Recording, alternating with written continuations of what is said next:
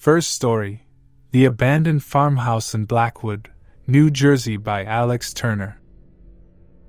It was the summer of 1997, and I had just graduated from college. To celebrate, my friends and I embarked on a road trip across the east coast of the United States. Our journey led us to Blackwood, a small town in New Jersey, where we stumbled upon an abandoned farmhouse that would forever haunt our memories. The farmhouse was a weathered, two-story structure set against the backdrop of a sprawling cornfield. Its windows were shattered, the roof had partially caved in, and vines had claimed its walls.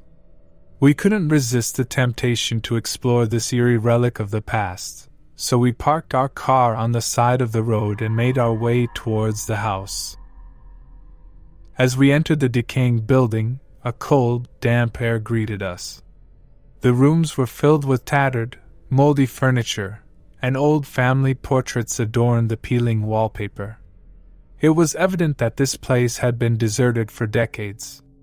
My friends and I felt an unsettling combination of fascination and trepidation as we ventured further inside. The kitchen revealed the remnants of a long-forgotten meal. Half-eaten plates of food lay on the table, covered in a thick layer of dust. In the living room, we found a broken television and a stack of old newspapers from the 1970s. It was as if the occupants had vanished into thin air, leaving everything behind. We decided to split up to explore the upper level of the house. As I climbed the creaking staircase, I heard a faint, discordant melody. It sounded like a music box playing in a distant room. My heart quickened, and I followed the haunting tune to a bedroom at the end of the hallway. The room was different from the rest of the house. It was pristine, untouched by decay. On a dusty wooden dresser, there sat an ornate music box, the source of the eerie melody. I hesitated but couldn't resist the urge to open it. As I did, a porcelain ballerina spun gracefully, and the melody continued to play. It was a haunting, melancholic tune that sent shivers down my spine. I was about to close the music box when I noticed a journal beside it. The pages were filled with the ramblings of someone who had lived in the house. The author described their growing obsession with the music box and how it seemed to beckon them, its melody becoming an inescapable torment. As I read on, the music box suddenly stopped, and the room grew dark. Panic set in, and I fumbled for my flashlight, only to find that its batteries had drained inexplicably. I was plunged into darkness, and the sensation of being watched enveloped me. The room grew cold, and I could hear faint whispers all around me. I ran back to my friends, who were equally spooked by their own unsettling experiences in the house. We made a hasty exit, leaving the farmhouse behind, but the memory of that eerie music box and the feeling of an unseen presence would continue to haunt us long after we had left Blackwood, New Jersey. Second story: The House on Pine Hill Road by Emily Foster. The house on Pine Hill Road had always been a place of dread in our small suburban town, located in upstate New York. No one dared to venture near it, especially after sunset. It stood at the end of a long, winding road, a Gothic mansion surrounded by an overgrown forest. I had always been a skeptic, scoffing at the tales of ghostly apparitions and strange occurrences linked to the house. But one evening, my curiosity got the best of me. My friends and I decided to put the legends to the test and paid the house a visit. As we approached the house, the air grew colder, and an eerie silence descended. The moonlight filtered through the dense canopy of trees, casting long, ominous shadows. The house loomed before us, its windows dark and uninviting. The front door creaked open with the slightest touch, as if beckoning us inside. Hesitant but undeterred, we ventured in, our flashlights cutting through the darkness. The house's interior was as unsettling as its exterior. The walls were adorned with faded, peeling wallpaper, and the air was heavy with a musty odor. We explored the ground floor, finding rooms filled with decaying furniture and old photographs. The faces in the pictures looked mournful, as if they had been burdened with sorrow. In the living room, we came across an old piano, its keys covered in a layer of dust. To our surprise, a soft, haunting melody began to play on its own, filling the room. The melody seemed to have a hypnotic effect, drawing us further into the house. As we ascended the staircase, the feeling of being watched grew stronger, and whispers filled the air. My friends and I exchanged nervous glances but pressed on. Upstairs, we discovered a room that appeared untouched by time. It was furnished as a child's bedroom, with toys scattered about. A faded rocking horse sat in one corner, and a cracked porcelain doll lay on the floor. The whispers seemed to emanate from this room, as if the spirits of children were playing there. We were about to leave when a sudden gust of wind slammed the bedroom door shut. Panic set in as we tried to open it, but it wouldn't budge. The room grew colder, and the toys began to move on their own, their once lifeless eyes now filled with malevolence. In a desperate attempt to escape, we forced the door open and fled from the house on Pine Hill Road. The experience left us shaken, and the ghostly melody continued to haunt our dreams. It was a place we would never forget, a house that seemed to have a life of its own, filled with the echoes of the past and a sinister presence that defied explanation. Third story, The Mysterious Cabin in the Woods by Mark Davis. Nestled deep within the dense, pine-covered forests of the Adirondack Mountains in upstate New York, there was a cabin that had long been the subject of local folklore. The place was known for its eerie reputation, and it was said that anyone who ventured near it would experience an unshakable feeling of unease. My own encounter with the mysterious cabin in the woods would forever haunt me. One crisp autumn weekend, my friends and I decided to take a camping trip to the Adirondacks. As avid hikers, we were accustomed to spending nights in the wilderness, and we had camped in the area numerous times before. However, we had always steered clear of the cabin, and it had become the focal point of many late-night campfire stories.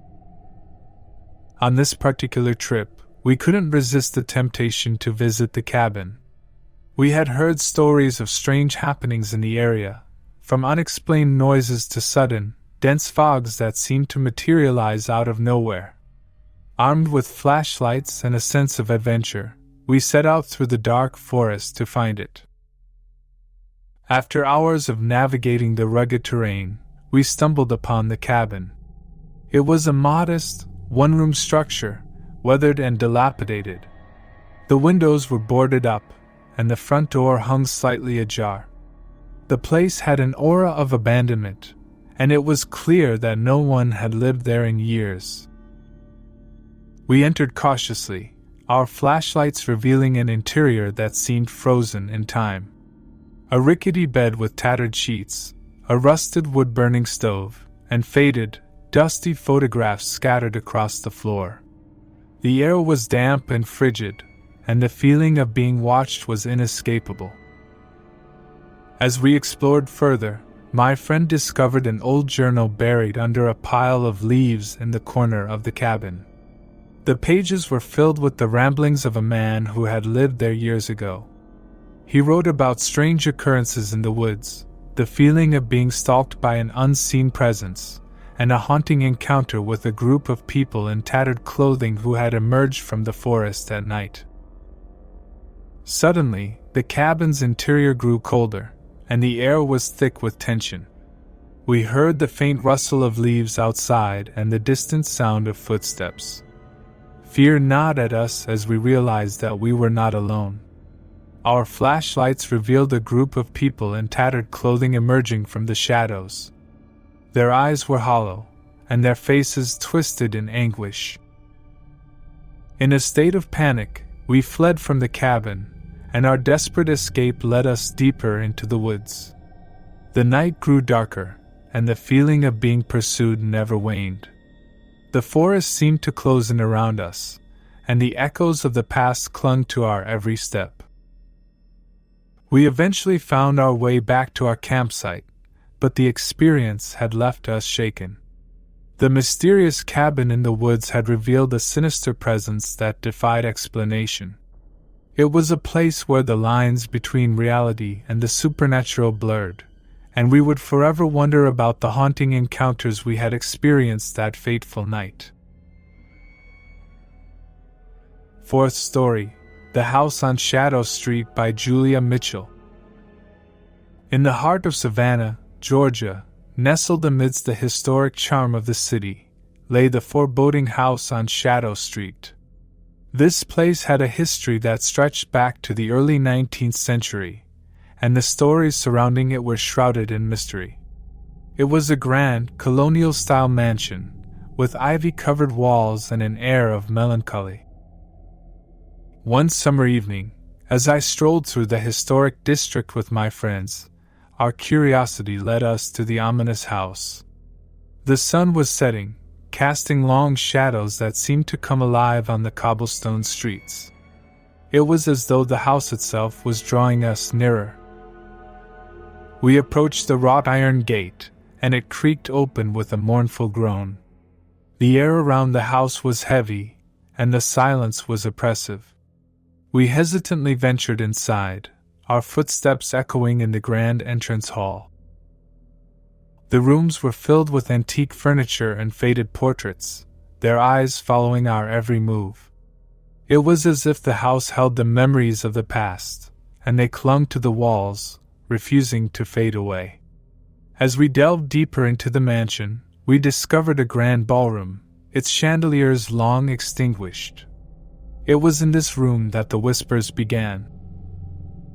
The faint, ethereal voices seemed to come from the walls themselves.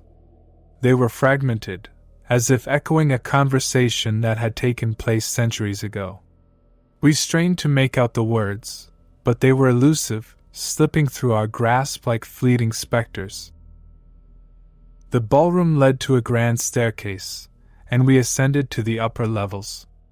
It was there that the atmosphere grew even more chilling. In a dimly lit bedroom, we discovered a collection of old letters and diaries. They detailed the lives of the house's former inhabitants, a family that had suffered a tragic loss. The letters spoke of grief, of voices in the night, and of a relentless feeling of being watched. As we continued our exploration, the whispers grew louder, and the feeling of an unseen presence intensified. It was as if the house itself was trying to communicate, to share its history, and to make us a part of its unsettling narrative. Suddenly, the temperature dropped, and the room grew dark. We felt a cold breath on our necks, and the whispers surrounded us. My friends and I fled the house on Shadow Street, our hearts pounding, leaving the enigmatic mansion behind. To this day, I cannot forget the house on Shadow Street and the inexplicable phenomena we encountered within its walls. It was a place where the past and present merged, and the spirits of the house refused to rest, forever yearning to share their stories with those who dared to enter. Fifth story: The Enchanted Cottage in Sussex by Andrew Reynolds. Nestled in the heart of Sussex, England, there stood a cottage that had long been regarded with a mix of awe and dread. It was an enchanting little structure, covered in ivy and surrounded by a picturesque garden. People from the village often spoke of the unusual occurrences linked to the cottage, and my own encounter with the mysterious dwelling would forever haunt me. It was the summer of 1995 when I decided to visit the cottage. The day was bathed in the golden light of the setting sun, and the air was filled with the gentle hum of insects. The cottage's garden was lush and inviting, but there was an eerie sense of stillness that hung in the air. The front door stood ajar, as if beckoning me inside. I entered cautiously, the creaking of the floorboards the only sound in the house. The interior was charming, filled with antique furniture and faded floral wallpaper. It was as though time had stood still in this quaint abode. I made my way to the living room, where an old gramophone sat on a dusty table. To my surprise, it began to play a haunting, melancholic melody on its own. The room was filled with a warm, golden light, and I felt as if I had stepped into a bygone era. As I explored the cottage further, I heard faint laughter coming from the garden. I peered through a window and saw children in old-fashioned clothing playing tag. Their laughter was joyful and infectious, but it sent a shiver down my spine. There was something unnatural about the scene, as if I had stumbled into a different time altogether. I decided to leave the cottage, but as I reached the front door, it slammed shut with a deafening force. Panic set in, and I struggled to open it, but it remained firmly closed. The room grew colder, and I heard the faint rustle of leaves outside. I was no longer alone. The children from the garden had entered the cottage. Their laughter had turned into a chorus of eerie giggles, and their eyes were devoid of warmth. They beckoned me to join their game of tag, but I was paralyzed with fear. In a surge of desperation, I managed to open the door and fled from the enchanted cottage in Sussex. The experience left me with an overwhelming sense of unease. It was a place where the boundaries of time seemed to blur, and the innocence of children had taken on a sinister twist. The cottage had a history that transcended the years, and its secrets were ones I could never fully comprehend. 6th story: The Cottage by the Lake in the Bavarian Alps by Marcus Schmidt. High in the Bavarian Alps, amidst a breathtaking landscape of towering peaks and serene lakes, there lay a cottage by the water's edge. The setting was idyllic, and the cottage itself was charming, but the stories whispered about it were far from serene. My encounter with this mysterious dwelling would forever haunt my dreams. It was the summer of 2003 when I and my fellow hikers decided to spend a night in the cottage. We had heard tales of strange happenings in the area, from unexplained sounds echoing through the night to the inexplicable fog that sometimes enveloped the lake. As the sun began to set, we arrived at the cottage, its exterior painted a rustic white. The wooden porch overlooked the tranquil lake, and the surrounding forest seemed to come alive with the songs of birds and the rustling of leaves. Yet, there was a feeling of being watched, an underlying tension in the air. We entered the cottage, and the interior was as inviting as it was unsettling. The walls were adorned with traditional Bavarian decor, and a wood-burning stove stood in the corner, ready to warm the room. It was evident that the cottage had been tended to with care, as if someone still called it home. The night progressed peacefully, and my friends and I felt at ease. We lit a fire in the stove and shared stories, laughter filling the room. But as the hours passed, a feeling of unease settled in. The temperature began to drop, and the fire dimmed. It was then that we heard it, a faint, haunting melody coming from the direction of the lake. We stepped onto the porch, our breaths visible in the chilly night air. The melody grew louder, and as we peered out towards the lake, we saw a figure standing on the water's edge. It was a woman in a flowing white dress, her long, dark hair obscuring her face. She sang a mournful song in a language we couldn't understand. The woman beckoned to us, and though fear gnawed at us, curiosity overcame our trepidation. We descended to the lake's edge and watched as she continued to sing. The melody seemed to seep into our very souls, and we felt a profound sense of sorrow.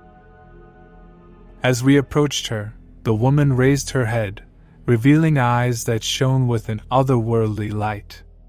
Her voice grew more haunting, and we realized that she was singing of loss and longing.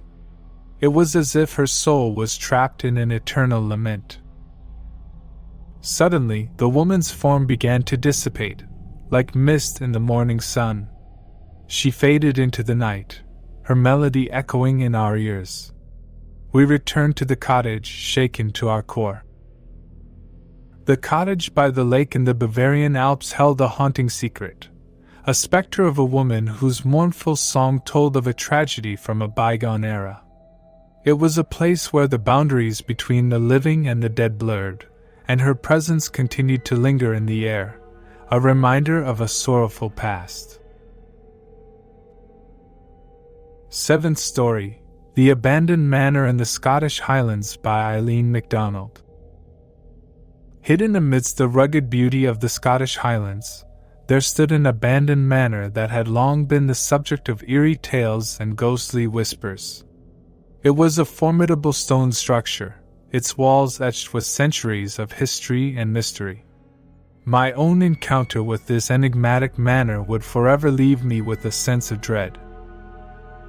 It was the autumn of 2010, and a group of friends and I decided to explore the manor. The moors were cloaked in a mist that seemed to have rolled in from another era. The manor's silhouette appeared both ominous and alluring against the backdrop of the Scottish landscape. The front door of the manor hung slightly ajar, and as we entered, our footsteps echoed in the grand entrance hall. The air inside was damp, and the shadows played tricks on our eyes. It was as if the very walls held secrets that refused to be silenced. We explored the ground floor, discovering rooms filled with decaying furniture and relics of a bygone era. An old grand piano stood in one corner, its keys dusty but its presence commanding.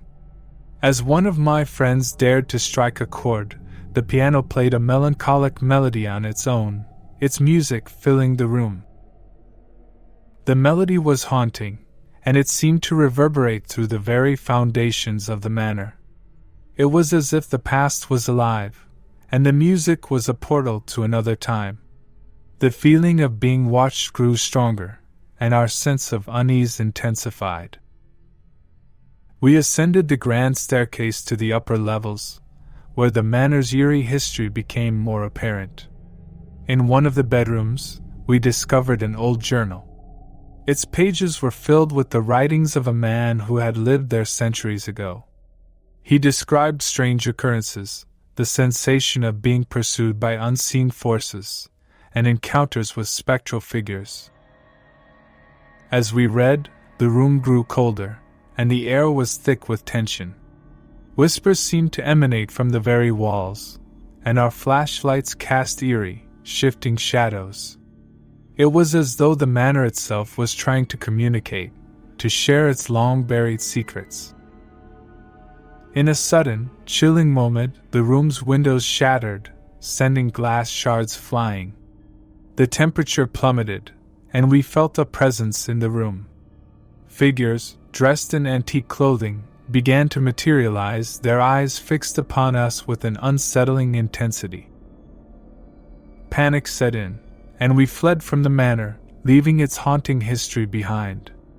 The experience had left us shaken, and the sense of a malevolent presence that had lurked within the manor was one we could never forget. The abandoned manor in the Scottish Highlands was a place where the past held a malevolent grip, and the spirits of the past refused to rest. It was a dwelling shrouded in history, one that beckoned those who dared to enter into its chilling embrace. 8th story, The Haunted Lodge in the Black Forest by Lisa Miller. In the depths of the Black Forest, in southwestern Germany, there stood a remote lodge with a reputation for being haunted. The forest was known for its dark, towering trees and an eerie silence that seemed to stretch on forever. The lodge, secluded and shrouded in mystery, was a place where tales of the supernatural became reality. It was the winter of 2006 when my friends and I decided to stay at the lodge. The snow-covered landscape was both beautiful and intimidating. The lodge, with its timber exterior and dimly lit windows, loomed before us like an ancient sentinel. As we entered, the chill of the forest clung to our coats, and the air inside was thick with anticipation. The rooms were furnished with rustic, old-world charm, and the flickering candlelight added an air of solemnity to the atmosphere. It was clear that the lodge held a history that extended beyond the living. As the night progressed, we gathered around the fireplace, the crackling flames casting eerie, dancing shadows. The lodge felt as if it were frozen in time, the past and present merging in an otherworldly dance. It was then that we heard it, the sound of footsteps, as if someone was pacing in the room above. We exchanged nervous glances, knowing that we were the only guests. The lodge had been closed to visitors for the winter season, and we were the only souls present. As we ventured upstairs to investigate, the sense of foreboding grew stronger. On the upper level, we discovered a locked door. The sound of footsteps was unmistakable, and it seemed to be coming from beyond the door. We tried to open it, but it remained firmly shut, as if resisting our attempts. Panic set in as the footsteps grew louder, and we were certain that no one was on the other side. Suddenly, the door swung open on its own, revealing a room bathed in an unnatural, ethereal light. The room was devoid of furniture, save for an old rocking chair that moved back and forth on its own. The footsteps echoed through the room, but there was no one to be seen.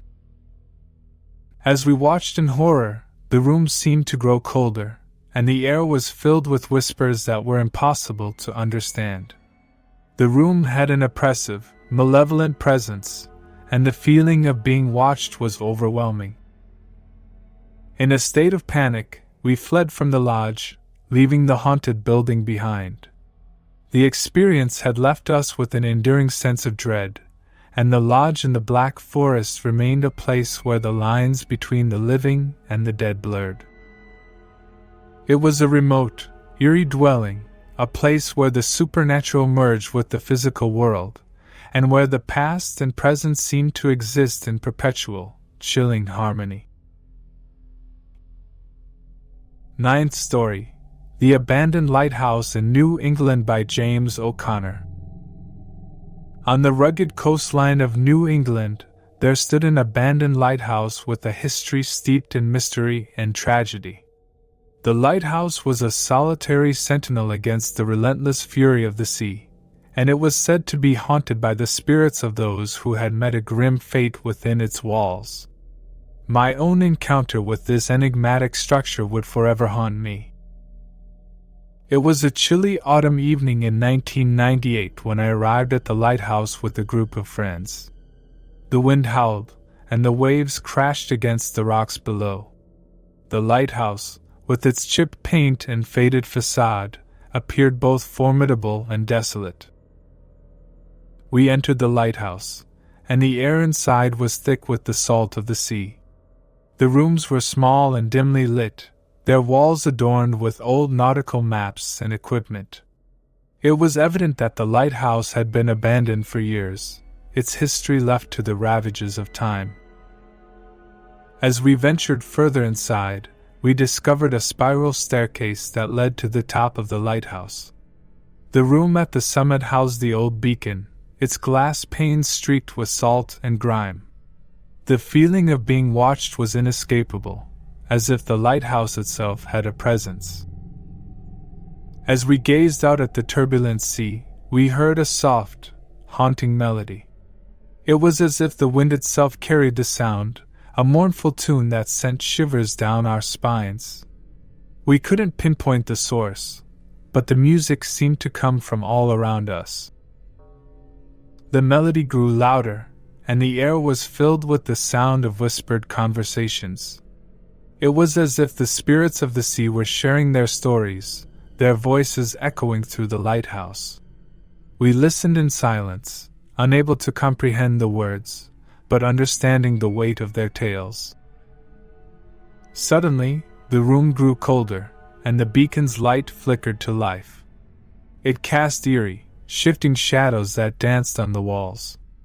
The lighthouse itself seemed to come alive, its presence filled with a sense of anguish and longing. In a surge of fear, we descended the staircase and left the lighthouse behind. The experience had left us shaken, and the haunting melodies of the sea continued to echo in our minds. The abandoned lighthouse was a place where the spirits of the sea were as restless as the waves, a place where the boundary between the living and the dead was thin. 10th story. The Cabin in the Northern Woods of Sweden by Erik Lundström. In the remote wilderness of northern Sweden, hidden among the towering pines and pristine lakes, there was a cabin with a dark history. It was a solitary structure, surrounded by an unyielding forest, and the cabin's tales were tinged with an eerie chill. My own encounter with this mysterious dwelling would forever haunt my memories. It was the winter of 2001 when my friends and I decided to spend a weekend at the cabin. The snow-covered landscape was both serene and intimidating, and the cabin's log walls appeared as though they had been standing there for centuries. As we entered, the air inside was heavy with the scent of aged wood. The rooms were sparsely furnished, and old photographs of unknown faces adorned the walls. It was clear that the cabin had been untouched by human hands for years, as if time itself had bypassed this remote dwelling. The night settled in, and we gathered around the fireplace, its flames casting eerie, shifting shadows on the log walls. The cabin was isolated, and the sense of desolation hung in the air. It was then that we heard it, the sound of footsteps, as if someone was walking on the snow outside. We exchanged nervous glances, for we were the only ones in the cabin. The nearest neighbor was miles away, and a sense of foreboding grew stronger. We decided to investigate the source of the footsteps, donning heavy coats and boots. As we stepped outside, the snow-covered landscape stretched before us, pristine and untouched. There was no sign of any recent activity, and the forest stood in absolute silence. It was then that the footsteps returned, louder and closer. We followed the sound to a clearing in the forest, where an old, overgrown well stood. The wooden cover was missing, and the well seemed to extend into the darkness. The footsteps echoed from below, as if someone was trapped in the depths. In a moment of terror, we shone our flashlights into the well, revealing a chilling sight. A figure clad in tattered clothing stared up at us with hollow eyes. It was a man, his face etched with fear and despair, as if he had been trapped in the well for an eternity. The man beckoned to us, his voice a ghostly whisper. He spoke of being trapped, of a terrible mistake that had led him to this desolate place. His presence was a living nightmare, and the cabin's dark history came to life before our eyes. In a surge of fear, we left the cabin and the well behind, returning to the modern world with our hearts pounding. The experience had left us shaken, and the cabin in the northern woods of Sweden was a place where the boundaries between reality and the supernatural blurred. It was a dwelling of solitude and torment, where the past and present seemed to coexist in a chilling harmony, and the spirits of the forest held a dark secret that refused to be forgotten. Thank you for watching whole video. Check this video you see on the screen, it's one of my favorite. Don't forget to hit that subscribe button and smash that like, to support my free and daily content for you. If you enjoyed this video, drop a comment and tell me what story got you chills.